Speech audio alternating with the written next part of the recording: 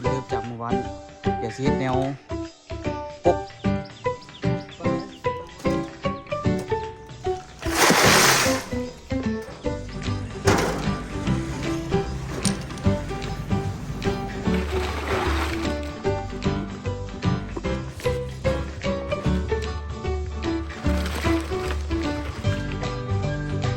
สี่ตอนทุกคน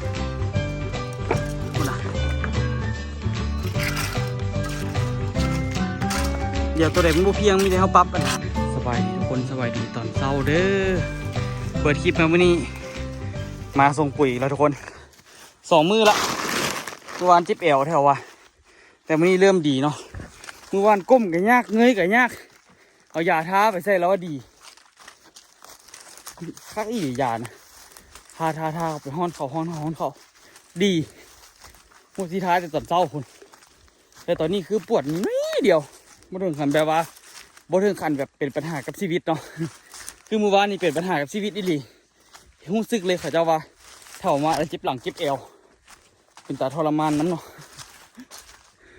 ตอนนี้ตัวกำลังลงแล้วทุกคนแม่จันเพิ่นกะสิไปเริ่มลิงาอย่างลุมต่อ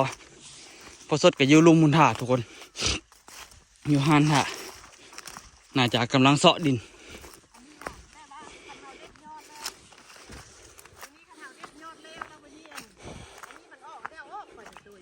ออกเมื่อเห็นบ่เมื่อวานลูกก็ยังเอาออกลูกเห็นแล้วก็ออกแล้วก็มันยังแต่อันนี้ขึ้นมาถ้ามันออกแล้วมันได้ลีเหมือนเมฟาวมันลีอันนี้เลยฮันบริที่เป็นตาเนาะเป็นตาแล้วเราขีดมามันจะคุ้งนอกจากคุ้งแล้วก็อาเทศให้มีดกินอย่างฮักเนาะหน่อไปทั้งนี้ต้นตาลเบาตลอดจริงว่ามันต่ำป่าแต่เรือยูนี่ไม่จัดบริลีกับทางนี้นี่เนี่ยลีคุยมันอ่ะแต่ว่าทอดงามมันโป่งมามันถ้าเป็นแนวไม้นี่คอยดีอันนี้นี่ไม่จัดมาปลูกไม้เลยทุกคนตัวนี้ปลูกปีกไก่แต่กับซีดีเซฝุ่นใส่ปุ๋ยเพิ่ม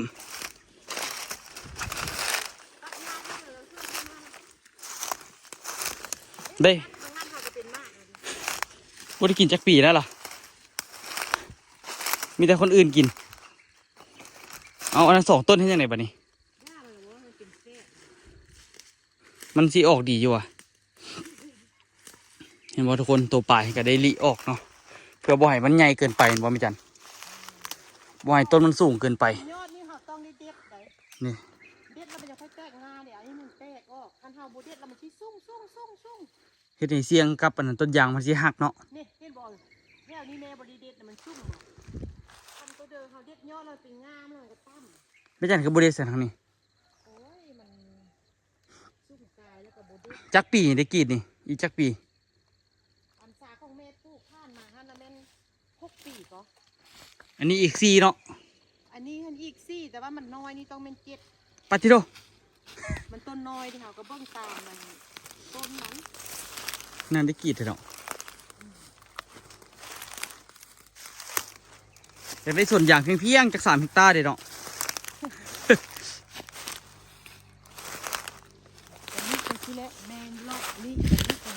เอาแต่ลุงพื้นทึงเอาวันนี้เฮ็ดกายขี้ดิอันขี้หินดำๆมาดิแม่มาเฮ็ดดำเทิงงูน่ะเราไม่จันเฮ็ดกายขี้หินดำๆนี่เสียกับเบนซะอูซักกลางคืนเราบ่ตาก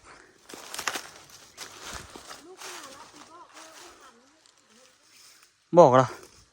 บอก2 เทื่อแล้วบ่สิลุกบ่ไปแล้วเด้อกลับไปเห็นเรียกหน้าเก่าเฮาอยู่เฮือนเนาะสร้างห้านให้มันแล้วสันได้ทุกคนอันนี้โบเป็นโบสันได้สันเติมนึงเนาะอันนี้เปิดยาหน้าอย่างครั้งแรกเลยนี่โยดอยู่บ่ค่อยออกวันไหนทุกคนแต่ว่ากะดีกูบ่กิดอันนี้ค่อยๆเปิดหน้าอย่างมันค่อยเปิดหน้ามันบางต้นก็ตายบางต้นก็ยังคืออันนี้คือบุกีดอันนี้บุกีดหดอย่างซ้ำลืมที่บอกน่าจะลืมมึงไป เป็นสีออกสีแดงบริทาหน่ายางเด้บริทายาหน่ายางนี่น่าจะลืมผู้อันนี้จักมันกรีดหมดได้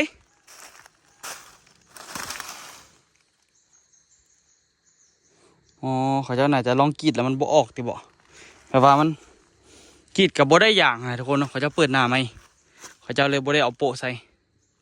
เขาจะเปิดหน้าไหมทางนี้กรีดมันก็บ่ได้อย่างไปละทุกคนตอนนี้มาสืบต่อนะทุกคนเริ่มจากเมื่อวานนี้เดี๋ยวสิเฮ็ดแนวปกข้างหน้านี่ก่อนเนาะเฮ็ดไม้คัดอันนี้เพื่อให้มันได้ตามสัดส่วนเนาะพอก็เริ่มเฮ็ดต่อไปเดี๋ยวตัวที่ไปเอาหินเอาทรายมาผสมปูนแล้วทุกคนผสมปูนเกียมเทเนาะแต่ก็เติมหนึ่งยูนะโอ้ส่วนที่ได้ตามจำนวนโมเมนต์ธรรมดาเดี๋ยวตัวไปเอาหินทรายมาผสมก่อนเริ่มผสมทรายผสมหินผสมปูนรถทำอิฐเนาะรอทำอิฐแดดแท้มานี่ทุกคนเลยแดดเริ่มออกอ่ะ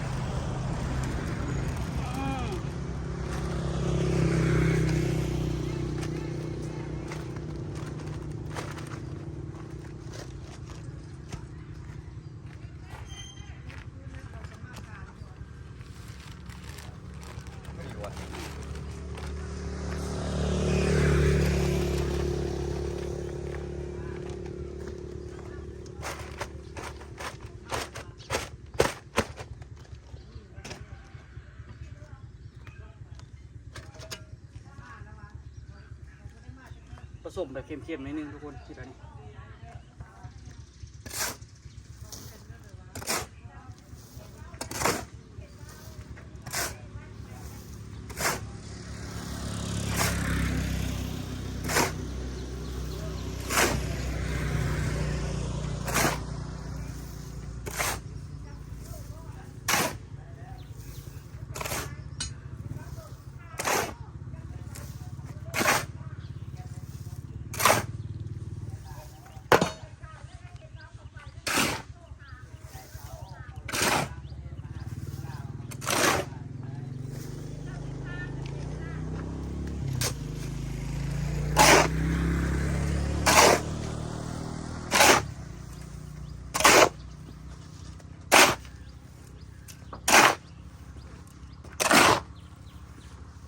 มีแต่ปูน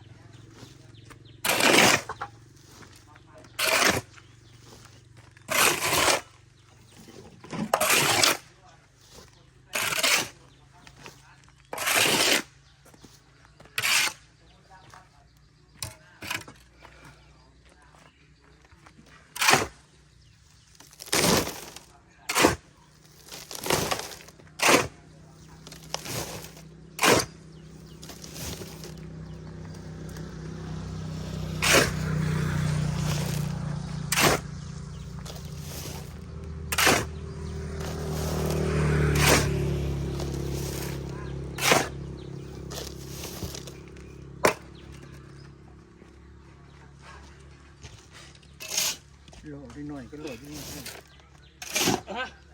โหลดหน่อยก็โหลดยิ่งเป็นหูเลย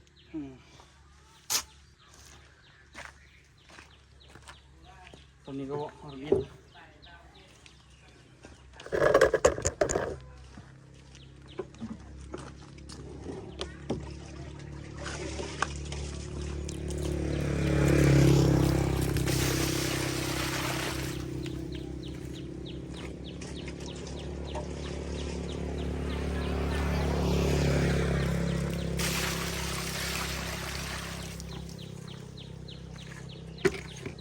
จกดิ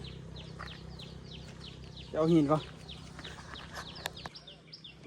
ปลาได้สปา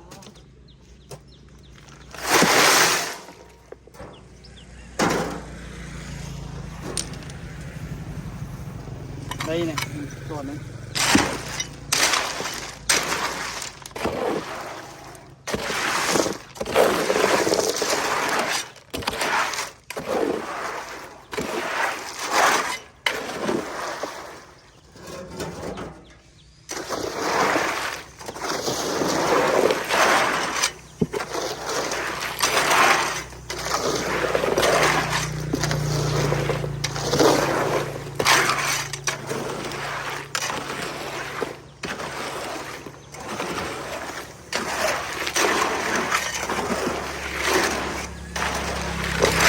เท่บ่ทำนี่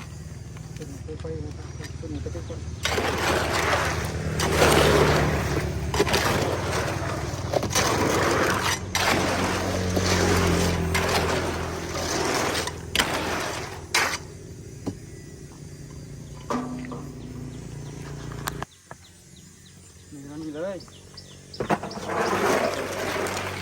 ง่ายจะตาย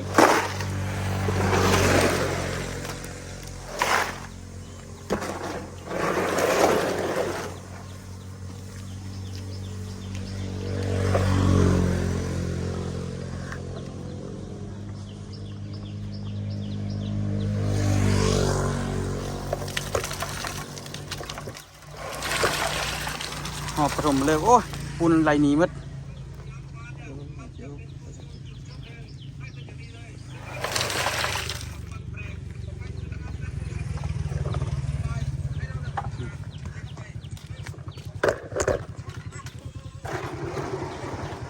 เต็มหมดปักเลยเอา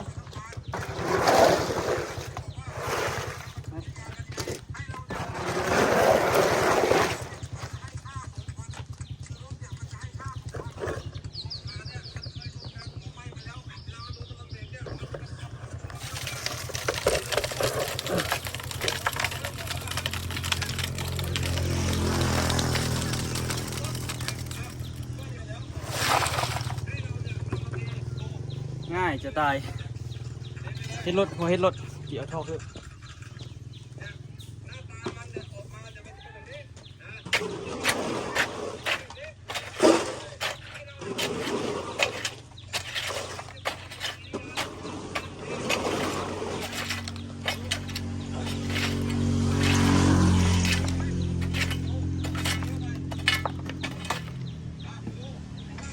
เยี่ยมดีนี่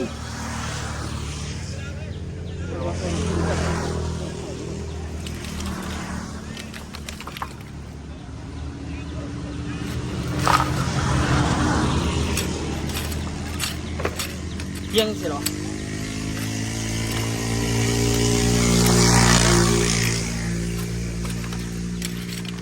เรียกพอนักข่างพอนะอยู่ขาน่ะจอยเกี่ยงกออยู่จอยเกี่ยงกอ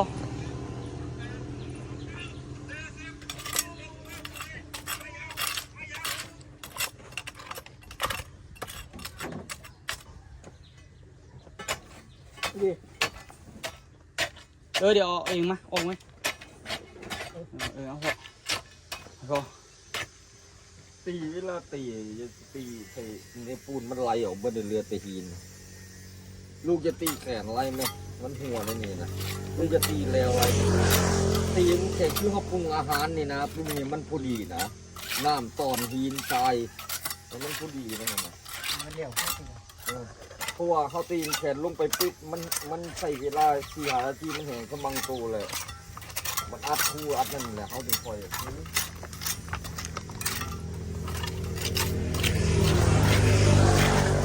รับปูนมันไหลออก เอาเนี่ยไปอัดทั้งลุมค่ะ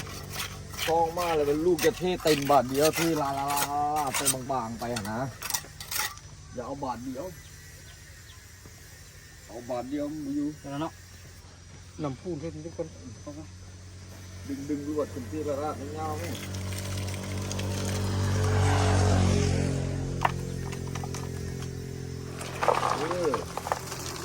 จะเทเต็มบาทเดียวที่ละเงา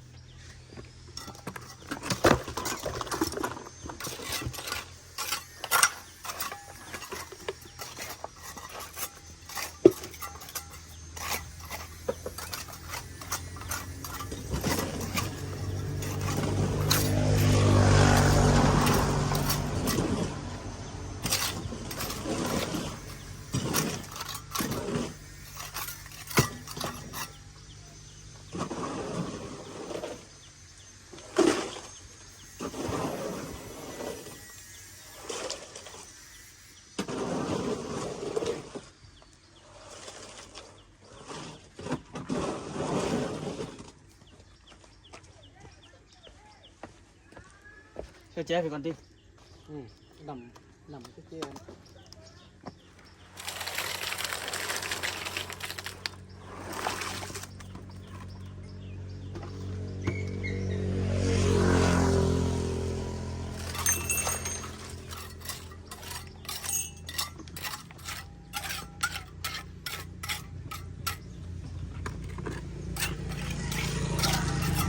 ยังประมาณ70-80%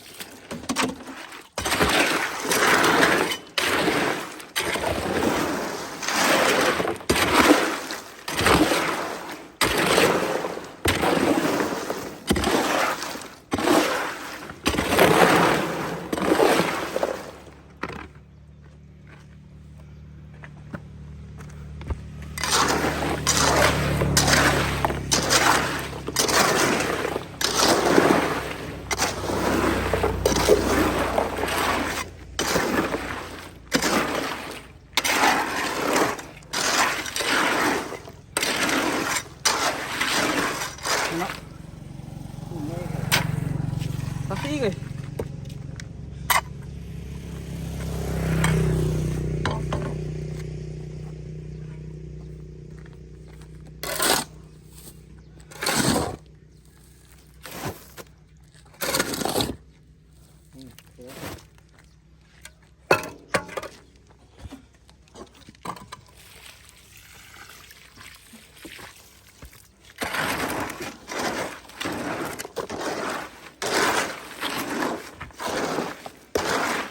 อย่างเงี้ย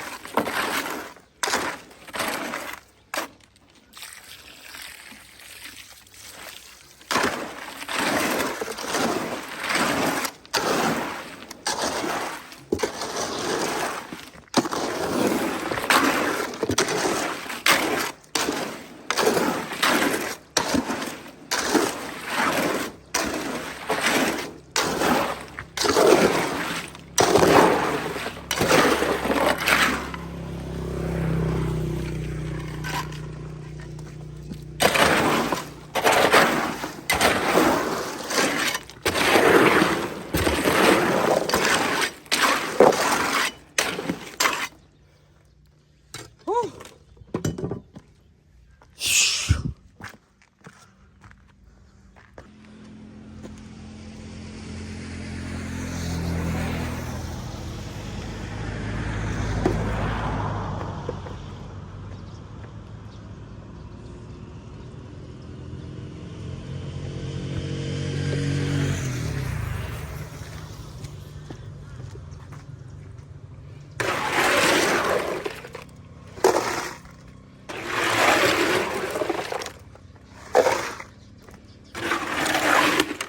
สัตว์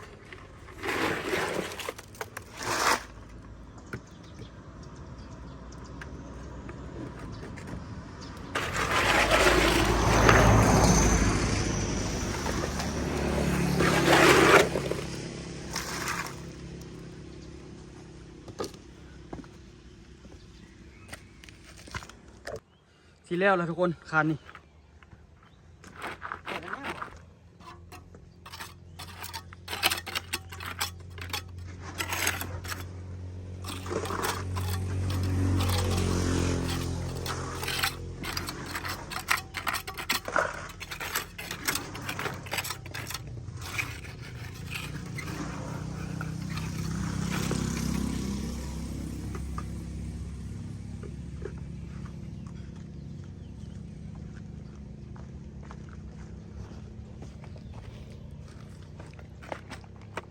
ตกลุกดีก่อน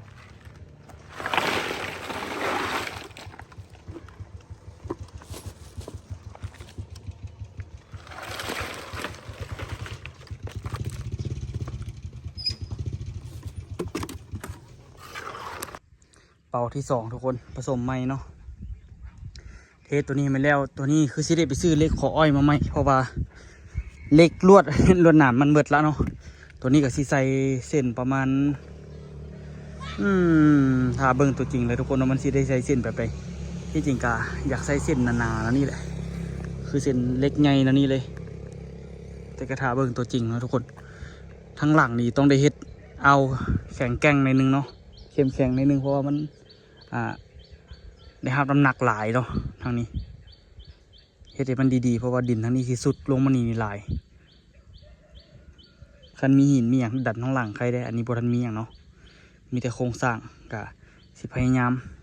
ไปเอาเหล็กไม้มาเฮ็ดดีๆเนาะตอนนี้ก็ถือว่าคานตัวนี้ก็ถือว่าปูนเพียงพอแล้วเนาะเมื่อกี้เป่าหนึ่งบ่พอทุกคนอันนี้แห้งบ่พอมันสูงเด้หลังจากตัวนี้ได้ระดับก็สิเอาระดับตัวนี้เลยเป็นแบบเนาะทางนี้ก็เสียดสูงขึ้นบ่ปัญหาดอกทุกคนอันนี้นี่เนาะเดี๋ยวเจ้าหน้าที่ได้ไปซื้อเหล็กมาใส่อันนี้ให้มันสูงไว้แล้วก็ไปแล้วก็ปะนั้นสั่งบล็อกเพิ่นมาเฮ็ดฟังนี้แล้วเป้าหมายก็อยากให้มันแล้วแถวนี้แหละทุกคนมืดนี่นะดนน้ำมัดเล็กเลยทุกคนแล้วก็มันนั่นก็สิได้เฮ็ดตัวนี้นี่ไปห้องหันตัวก็ยังงงอยู่น่าจะได้เทคานจำนี่ติบ่จำเขาเจ้าเทนี่นะเนาะน่าจะได้เทคานจำมันนี่แล้วก็ก่อขึ้นเอาให้ได้ระดับหน้าดินโดยกับบ่ฮู้ตัวนี้ก็น่าจะได้เทใส่กันบ่หรือว่าจังใดหรือว่าบ่ได้เทเนาะน่าจะบ่ได้เทหรอกเทจับตัวนี้แล้วก็ปูนเนาะที่จริงก็น่าจะได้เทคานนี่แถวกลางนี่ก็จะได้เทไปเลยทุกคนอันนี้ก็จะได้เทไปให้กันทมเอาแปลงระดับไปเอาได้อยู่ทุกคนไปสู่โซนเดียวกันแล้วทุกคน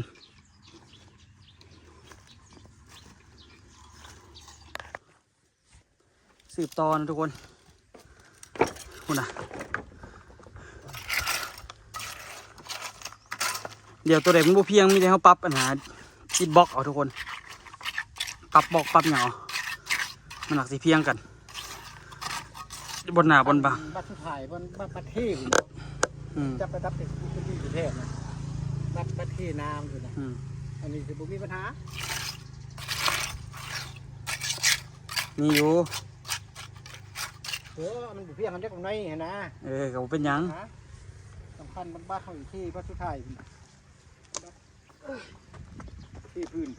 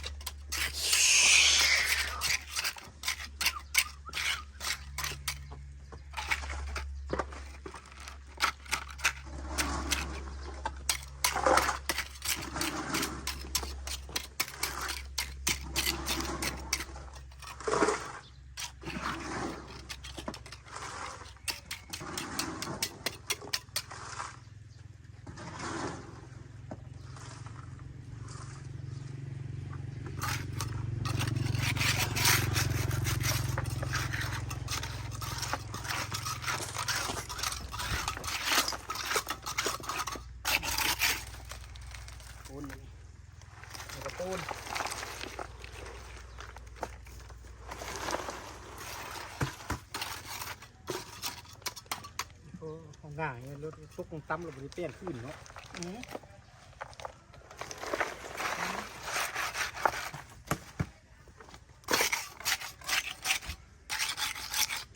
อุตส่าห์แปลงเมื่อกี้ดีเมื่อวันนี้ โคตอยเสานี่นะ ดูเบิ้งอ่ะ ที่จริงเล็กแสลงงัดตัวนี้กันยังทันนะเอาดินบล็อกออกนี่แหละงัดใหม่ขึ้นคือทันก็เฮ็ดบอก อัน เฮ็ดบอกเฮ็ดเลยนะเฮ็ดละเอียดเลยนะแสลงเสร็จหรอ เดี๋ยวผมอีก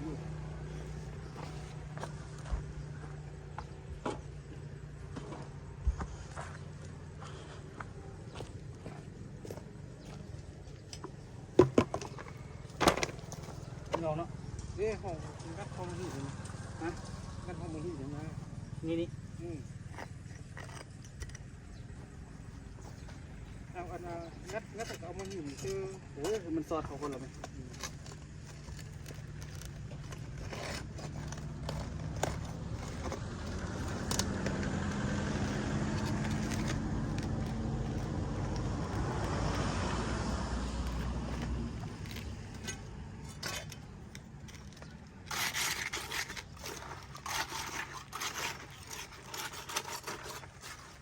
เท่านี้บอก มีแต่มองนี้แล้วมันเป็น เห็นไหมเห็นได้ก็ได้มันอยู่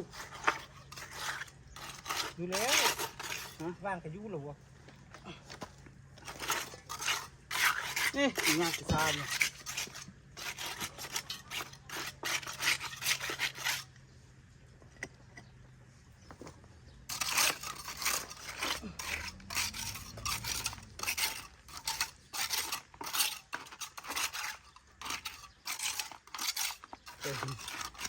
เต็มเลย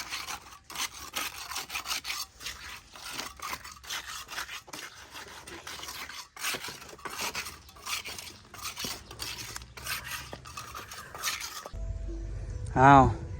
เสร็จเลยพ่อ ฝันไหม อ้าวกลับไปเอาคือเก่า ตัวเองผสมเพื่อเพราะว่าสั่งมันบ่พอละยุ่งรถนี่คือเอาไป2 คู่นี่กับบ่พอเขาน่ะสมเพื่อรถเหลือแล้วห้องพื้นฮั่น มันกินตัวนี้มันก็เลยมันเหนียวแค่ ฮะ มันกุ้งก็เสามันก็เลย จะกกเสาก็ได้กกเสาแจ๋นั่นเนาะ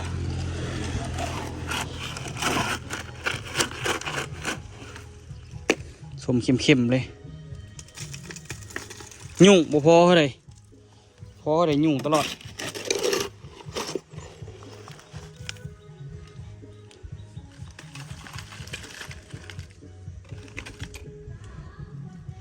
อันนั้นก็เปิดลำวงแล้วนะเปิดแต่เศร้าเลยมื้อนี้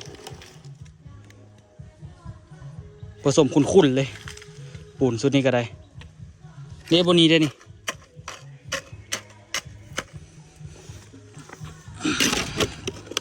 ส่วนซะ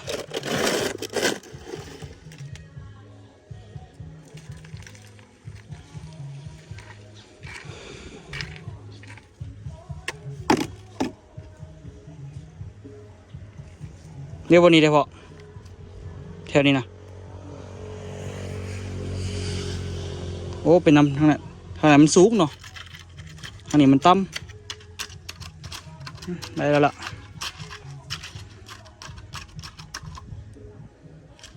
จบเนาะทุกคนปูนเหลือนี่ก็เดี๋ยวเสียวไปเทใส่ตีนเสาตัวนั้นมันบวแข็งแหงเนาะได้ตีปูนพอเลยทีเอาไปเทเดี๋ยวได้ออกมาหลักกันยาวทุกคนเด้ถือว่าการเทคานมื้อนี้ถือว่าเสร็จสมบูรณ์เสร็จสิ้นเนาะทุกคนเนาะโดยกับประสดเนาะทุกคน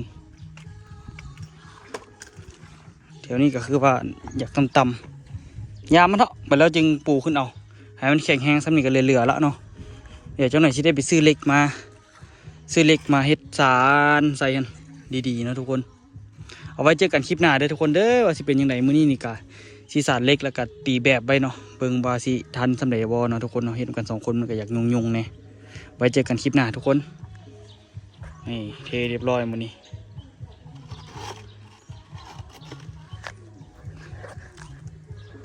สบายดีเด้อ